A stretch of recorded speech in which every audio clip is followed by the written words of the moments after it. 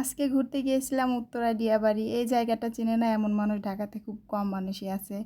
যতটা সুন্দর এখানকার পরিবেশ ঠিক ততটাই সুন্দর এই যে নদী। সবচেয়ে বেশি সুন্দর লাগে যে পাশ দিয়ে নদীটা বয়ে গেছে। নদীর দুই সাইডে এই যে লেক পাড়ের মতো জায়গা। এখানে গেছিলাম।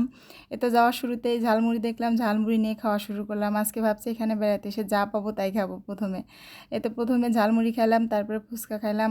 মানে কোনো নাই, গ্যালজাম নাই, চিল্লাচিল্লি নাই, একদম নিরিবিলি পরিবেশ। বসে এখানে কিছুক্ষণ বসেও থাকা যায়। তারপরে খাওয়া দাওয়া সব কিছু, এই জায়গাটা অনেক সুন্দর সব কিছুর জন্য। শুক্রবারের দিন তো এই জায়গাটাও এত ভিড় থাকে, পা ফেলানো যায় না, এত ভিড় এইখান জায়গা। কিন্তু আজকের দিনটা একটু ফাঁকাই ছিল, ভিড় কম ছিল। তো হাঁটতেছি আর এদিক দিয়ে যাচ্ছি, সব দেখার মতো একটা জায়গা। পরে আবার আরেকটা, এটা কি নারকেল দিয়ে বানায় এটা।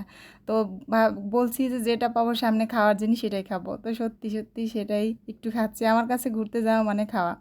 কিছুক্ষণ পর পর কিছু খেতে হবে আর ঘুরতে হবে সবাই। এই যে তো ঘুরতেছি আর খাচ্ছি, এর মধ্যে এই পাশ দিয়ে দেখলাম অনেক সুন্দর বেলুনগুলো। এই বেলুনগুলো ছোটোবেলায় অনেক ভালো লাগতো, কিনতাম। তো এই যে ভিডিও করতেছি আর সামনের দিকে আছে, এই দেখার মতো পরিবেশ একটা, এত সুন্দর লাগে এখানে আসলে।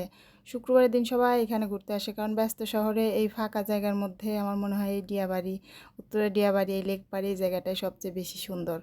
কারণ এই ঢাকা এই ব্যস্ত পরিবেশে এমন ফাঁকা জায়গা পাওয়া মানে অনেক কিছু। তো ভালো লাগে, আমি মাঝে মাঝে যাই এখানে। মেট্রো রেল দেখা যায়, পাশ দিয়ে মেট্রো রেল যায়। তারপরে এই সাইডে যে সুন্দর ফাঁকা জায়গা।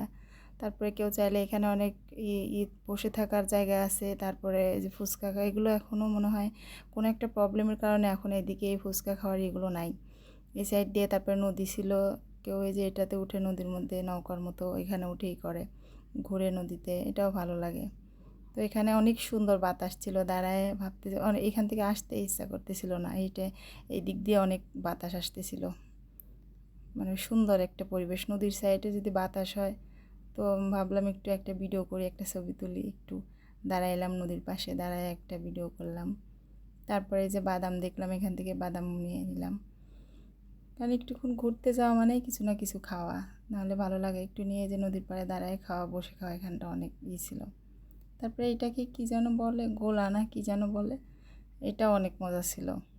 এটা খাওয়ার পর আবার ভাবলাম একটা আইসক্রিম খাই। তো এই যে আইসক্রিমের দোকানে আসলাম, এখান থেকে একটা আইসক্রিম নিয়ে একটা একটা জিনিস নিয়ে খাচ্ছি আর একটুক্ষণ ঘোরাফেরা। তারপরে এটা যে বড়ই ছিল চলে আসার সময়, তারপরে বড়ই নিয়ে খেতে খেতে তারপরে আসতেছিলাম। এই তো